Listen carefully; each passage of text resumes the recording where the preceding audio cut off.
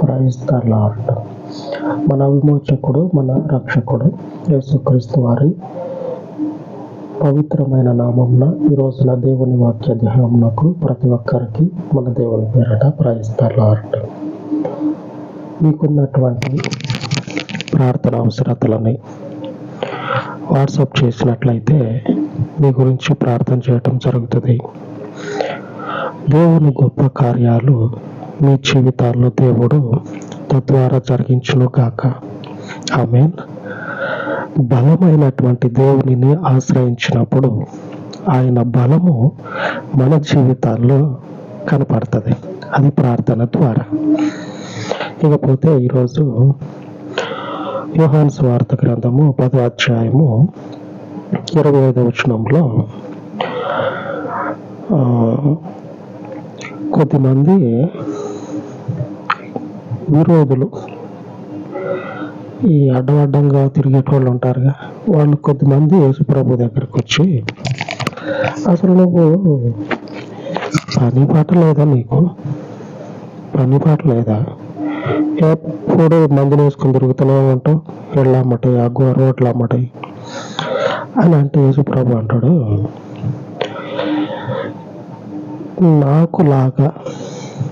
నాకులాగా ఒకడు నీ మధ్యలో బయలుదేరుతాడు, నువ్వు పోయి ఆ లేఖనం చూసుకోపో అని సమాధానం చెప్తాడు యేసుప్రభు వారు. నిజంగానే తెలివి ఉంటే పొద్దున్నే లేచి ఆ బైబిల్ తిరగేసేటప్పుడు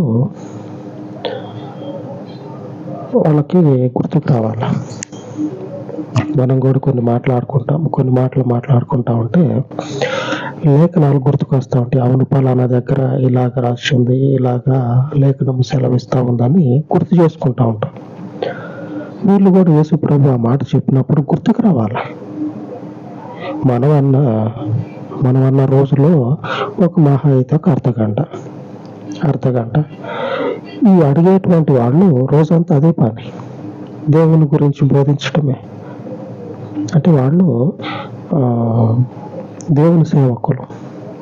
వాళ్ళకి చెప్తే వాళ్ళు వినకపోగా ఇంకా 4 మాటలు ఎక్కువ తిట్టి పోతారు. దేవుని వాక్యం సెలవిస్తూ ఉంది 25వ వచనం, అందుకు యేసు, మీతో చెప్పితిని కానీ మీరు నమ్మరు. నేను నా తండ్రి నామమందు చేయుచున్న క్రియలు నన్ను గురించి సాక్ష్యం ఇచ్చుచున్నవి. నేను నా తండ్రి పేరు మీద చేసేటువంటి పనులు నా గురించి చెప్తా ఉన్నాయి. అందులో ఒక్క విషయాన్ని మనం ధ్యానించుకుందాం. ఏమిటంటే ఆ ఒక్క విషయం ప్రస్తుత కాలంలో మన జీవితాల్లో, మన కళ్ళ ముందు, మన వ్యక్తిగత జీవితాల్లో కూడా జరుగుతూ ఉన్నాయి. దీంతో పాటు మన కళ్ళ ముందు కూడా ఆ కార్యాలు కనపడతా ఉన్నాయి. ఆ రోజున యేసుప్రభు వారు చెప్పినటువంటి వాక్యము ప్రకారంగా చూస్తే, నేను ఏ పని అయితే చేస్తూ ఉన్నానో ఈ పని నన్ను, అవును ఈయన చెప్పినట్లుగా కరెక్టే అని ప్రభు చేసినటువంటి పనులు ఆయనని పవిత్రుడని నిర్ధారణ చేస్తా ఉన్నాయి. నిజమే అని ఈ నిజమైనటువంటి పనుల్లో ఆ సువార్త చెప్పే క్రమంలో ప్రభు చెప్పినటువంటి ఒక మాట ఏమిటంటే, ఒకటి ధ్యానించుకుందాం. చాలా చెప్పుకుంటా పోయిండు. ఈరోజు వాక్యానికి తగ్గట్లుగా ఒకటి ధ్యానించుకుందాం. ఆ ఒకటి ఏమిటంటే 2వ తిమోతికి రాసిన పత్రిక 3వ అధ్యాయము 2వ వచనం, ఎలాగనగా మనుషులు స్వార్థప్రియులు, ధనాపేక్షులు, బెంకములాడువారు, అహంకారులు, దూషకులు, తల్లిదండ్రులకు అవిధేయులు, కృతజ్ఞత లేని వారు అపవిత్రులు. పవిత్రత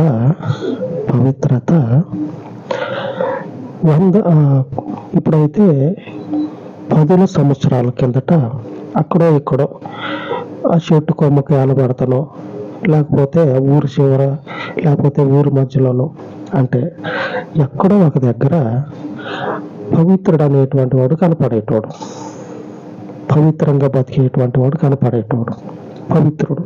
కొద్ది సంవత్సరాల కిందట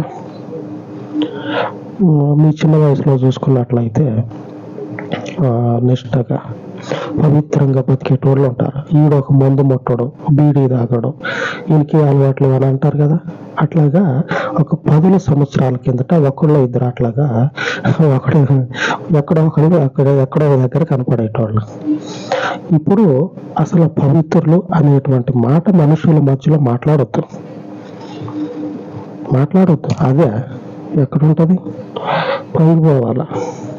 పైకి పోవాలా, ఆకాశంలో పోతేనే పవిత్రులు అనేటువంటి వాళ్ళు ఉంటారు అనే పరిస్థితులు మనుషుల మధ్యలోనే ఉన్నాయి.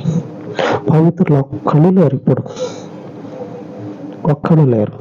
ఇంకొక విషయం లేఖనంలో చెప్పినట్లు, ఎలాగనగా మనుషులు స్వార్థప్రియులు, ధనాపేక్షలు, డబ్బు మీద విపరీతమైన మోజు. ఈ వాక్యానికి తగ్గట్లుగా, ధనాపేక్షలని రాయబడినటువంటి ఈ మాటకి తగ్గట్లుగా కొన్ని సంవత్సరాల కిందట మాట మీద మనుష్య జీవితాలు కట్టబడి, కుటుంబాలు నిలబడ్డాయి. మాట చెప్తే చాలు నిలబడ్డాయి. ఇప్పుడు మాట కాదు, మనుషులకే విలువ లేదు. మాట ఎవరికి కావాలా? నువ్వు చెప్పే మాటలు నాకెందుకు? పైసలు ఆడబెట్టు, డబ్బులు ఆడబెట్టు, ముందు డబ్బులు ఆడబెట్టు, నువ్వు మాట్లాడు. ఇక నువ్వు ఎంత సూటు బూటు వేసుకొని ఎన్ని మాటలు మాట్లాడినా వ్యర్థమే. వాళ్ళకి కావాల్సింది డబ్బులు కనపడాలి. అప్పుడు మాత్రమే వాళ్ళు నెమ్మదిగా ఉంటారు. ఇప్పుడు జరుగుతూ ఉంది. ఇంకొకటి, వెంకములాడు వారు, అహంకారులు, దూషకులు, తల్లిదండ్రులకు అవిధేయులు. మన జీవితాల్లో మనం కళ్ళతో చూస్తూ ఉన్నాం, మనం కూడా మన జీవితాలు అనుభవిస్తూ ఉన్నాం. వీటిలో కొన్ని, అన్నీ కాదు కొన్ని, ఈ పవిత్రతను నిలుపుకోవటం కొరకు ఈ లేఖనాల్లో రాయబడినటువంటి వాటిని జయించుకుంటా, అధిగమిస్తా కొద్ది సందర్భంలో అపవిత్రంగా ఉంటా ఉన్నాం. అయినా కానీ దేవుని కృప చేత అపవిత్రతని అధిగమించుకుంటూ పోతూనే ఉన్నాం. మిగిలిన అన్ని విషయాల్లో నిలకడగా ఉంటా ఉన్నాం. ఈ రాయబడినటువంటి వాటిలో 1-2 మాత్రమే మనల్ని అప్పుడప్పుడు తోవ తప్పిస్తూ ఉంటాయి. అయినా కానీ ఆయన కృప చేత ఆయనలో మనము సరి చేసుకుని పోతా ఉన్నాం.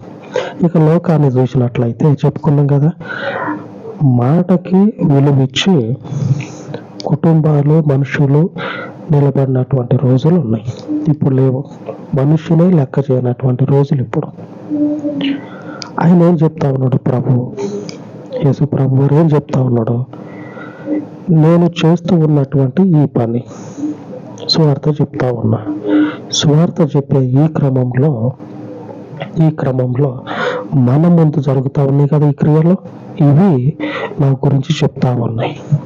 అంత్య దినాలలో, ఈ రోజుల్లో ఇవి జరుగుతాయి. రాయబడినటువంటి ఈ గ్రంథము 2000 సంవత్సరాలకి పూర్వము చెప్పబడినటువంటి మాటలు. ఈ గ్రంథంలో ఉన్న ప్రతి లేఖనము కూడా 2000 సంవత్సరాలకు ముందు చెప్పబడ్డది. ఆ చెప్పబడినటువంటి 1000 సంవత్సరాల కింద చెప్పబడినటువంటి లేఖనము ఇప్పుడు నెరవేరుతా ఉంది.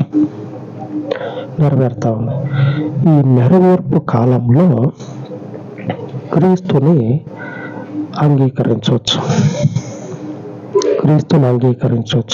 అవును కదా. మనకి ఇందులో ఉన్న ఒక వచనము ఒకసారి కాకపోయినా ఒకసారి అయినా నిజమే అని చెప్పవచ్చు. ఏమిటంటే అపవిత్రులు అనేటువంటి వారు కొన్ని సంవత్సరాలకు ముందు నిష్ఠగా బతికి అపవిత్రతను తెచ్చుకోకుండా పవిత్రతలో ఉన్నటువంటి వాళ్ళు ఉన్నారు కొన్ని సంవత్సరాల ముందు. ఇప్పుడు పవిత్రులము అని చెప్పుకునే వారి జీవితాల్లో కూడా కొట్టొచ్చినట్లు స్పష్టంగా పేరుకే కానీ నిజానికి ఆ వెనుక లేదు, ఆ పవిత్రత అనేది వాళ్ళకి లేదు అని చెప్పేటువంటి రోజులు ఇవి. ఎవరైనా సరే ఈ మాటను ఒప్పుకోవాల్సిందే. మిగిలిన విషయాల్లో ఒకసారి కాకపోయినా ఒకసారి అయినా సరే ఆ పోనీలే మామూలే కదా అనే విధంగా ఉంది. కానీ అపవిత్రులు అనేటువంటి విషయాన్ని ఒకసారి మనం జ్ఞాపకం చేసుకుంటే కొద్ది సంవత్సరాల కింద, అది 1000 సంవత్సరాల కింద అయితే ఇక ఆ ఇల్లు కానీ ఆ మనుషుని దగ్గర కానీ అంత దూరం, అది తినేదైనా తాగేదైనా వారికి ఇది పడదు అని తెలుసు అనుకోండి, అంత దూరంలో ఉండేది సంవత్సరాల కిందట, కొన్ని 100 సంవత్సరాల కిందట. ఇప్పుడు కొద్ది సంవత్సరాల కిందట, ఒక 20 సంవత్సరాల కిందట, ఒక 30 సంవత్సరాల కిందట ఎక్కడో చెట్టుకి ఆలపడతాను, ఎక్కడో ఒక ఊరికి ఒక్కళ్ళు అన్నట్లుగా పవిత్రంగా నిష్ఠగా ఒక పట్టుదల కలిగి లేదు, పవిత్రంగానే మాకున్నటువంటి పద్ధతులను బట్టి నేను ముట్టను, నేను రాను అని పవిత్రతని నిలుపుకున్నటువంటి వాళ్ళు ఒక 20-30 సంవత్సరాల కిందట ఊరికి ఒక్కళ్ళన్నా కనిపించేటోళ్ళు. ఇప్పుడు అసలు పవిత్రులు అనేటువంటి వారే లేరు, లేరు. అక్కడ పవిత్రంగా ఆ పద్ధతులను అనుసరించేటువంటి వారు లేరు. ఖచ్చితంగా చెప్పగలుగుతారు. ప్రతి ఒక్కరిని కూడా మనం కదిలించినట్లయితే ఖచ్చితంగా చెప్పగలుగుతారు ఈ మాట. ఆ రోజున ప్రభువు చెప్పినటువంటి మాట, నేను చెప్పినటువంటి మాట, నేను చేస్తూ ఉన్నటువంటి పనులు, నేను చెప్తూ ఉన్నటువంటి ఈ సువార్తయే, నేను చేసేటువంటి ఈ స్వస్థతలే నా గురించి చెప్తా ఉన్నాయి. ఏమని చెప్తా ఉన్నాయి? మొట్టమొదట్లో అడిగారు కదా, నువ్వెందుకు చెప్తా ఉన్నావు, ఏం పని నీకు, ఓ మందిని వేసుకుని పొద్దున్నే కనీసం ఆ పాచిపాళ్ళకి పేస్ట్ కూడా రాయకముందే ఒక బయలుదేరుతా ఉంటారు రోడ్లు అమ్మటే, ఏం పని నీకు అని అడిగితే ప్రభు వారు చెప్తా ఉంటాడు, నాకు మళ్ళీ మీ మధ్యలో నుంచి ఒకడు పుట్టగొడుగులాగా పుడతాడు, పుట్టగొడుగులాగా పుడతాడు, వాని మాట మీరు వినాలా అని నువ్వు ఇప్పుడే చదువుకొని వచ్చినావు మర్చిపోయినాము చూడుకో అని దేవుడు హెచ్చరిక చేస్తే, వాడు చదివేటువంటి వాటినే వాడు పాటించడు. ఈ ప్రభు చెప్తే ఏం చేస్తాడు, పోయి ఇంకా అదే పట్టింపు లేక పైపెచ్చు తిట్టిన దానికి ఇంకా 4 మాటలు కలిపి తిట్టేసి ఆయన దారిని ఆయన వెళ్ళిపోతాడు. వాళ్ళందరూ అడుగుతారు, అట్లాగా నీకేం పని అయ్యా అని. అలాగనే మోషే ప్రవక్త చెప్పినట్టు రాయబడ్డది. మోషే ప్రవక్త యేసు ప్రభు గురించి చెప్తాడు. ద్వితీయోపదేశకాండము 18వ అధ్యాయము 18వ వచనం, వారి సహోదరులలో నుండి నీ వంటి ప్రవక్తను వారి కొరకు పుట్టించేదను, అతని నోట నా మాటలు నుంచుదను, నేను అతనికి ఆజ్ఞాపించినది యావత్తును అతడు వారితో చెప్పును. నేను ఏదైతే క్రీస్తుకు బోధించానో, నేను బోధించినటువంటి మాట మాత్రమే ఆయన దేవాలయానికి వచ్చి, చర్చికి వచ్చి కూర్చున్నటువంటి వారికి బోధిస్తాడు అని మోషే ఆ రోజుల్లో హింట్, ఒక సూచన అనేది ఇస్తాడు. ఇలాగ జరగబోతా ఉంది. ఇదే మీకు గుర్తు ఏమిటంటే, తండ్రి ఏదైతే కుమారునికి బోధిస్తాడో దానినే తీసుకొని ఆయన ఆలయానికి, ఆయన సన్నిధికి వచ్చినటువంటి వారికి బోధిస్తాడు. ఆ బోధించబడినటువంటివి ఎవరి జీవితాల్లో అయితే బోధించబడ్డవో వారి జీవితాలలో ఆ బోధకి తగినటువంటి ఫలితం అనేది కనపడుతుంది. ఆ క్రియ, ఆ పని అనేది మనుషులకి కనపడుతుంది. మాట మాత్రము సెలవియ్యటమే కాదు, దేని గురించి ఆయన సెలవిచ్చిండో సెలవిచ్చినటువంటి ఆ మాట నెరవేర్పు కనపడుతుంది. అదే ప్రభు చెప్తా ఉన్నాడు, ఇదిగో ఈ చివరి రోజుల్లో ఇది జరగబోతా ఉన్నది, ఇది జరగబోతా ఉన్నది. కాబట్టి ఈయన మాత్రమే బోధించినటువంటి ఈయన మాత్రమే ఈ మోషే చెప్పినటువంటి మనుషుడు. ఒకానొక మనుషుడు మనుషుల మధ్యలో పుట్టి దేవునిని ఘనపరుస్తాడని రాయబడ్డది. అలాగనే జరుగుతూ ఉంది. ఆయన చెప్పినటువంటి మాటనే ఈ అంత్య దినాల్లో జరుగుతూ ఉన్నది. ఆమేన్. అంత్య దినాల్లో జరుగుతున్నటువంటి ఈ క్రియలన్నిటినీ కూడా మనం ఒకసారి ధ్యానించినట్లయితే ఆ మోషే చెప్పినటువంటి మాటకి బద్ధులం అవుతాం. అవును, నిజమే కదా. మోషే క్రీస్తు పుట్టక ముందు చెప్పాడు, క్రీస్తు పుట్టి మోషే చెప్పినట్లుగా నడుచుకుంటా ఉన్నాడు. ఆ మోషే చెప్పినట్లుగా నడుచుకుంటా ఉన్న ఆ క్రమంలో దేవుని క్రియలని కనపరుస్తా, దేవుడు చెప్పిన మాటలని అనేకులకు చెప్తా, ఆ చెప్పబడినటువంటి వాక్యాలు మనుషుల జీవితంలో నెరవేరినప్పుడు నిజమే, ఈయన నిజంగానే లోకం మీదకి రాబోయేటువంటి ఒక మార్గము దేవుని యొద్దకు. ఈ మార్గంలో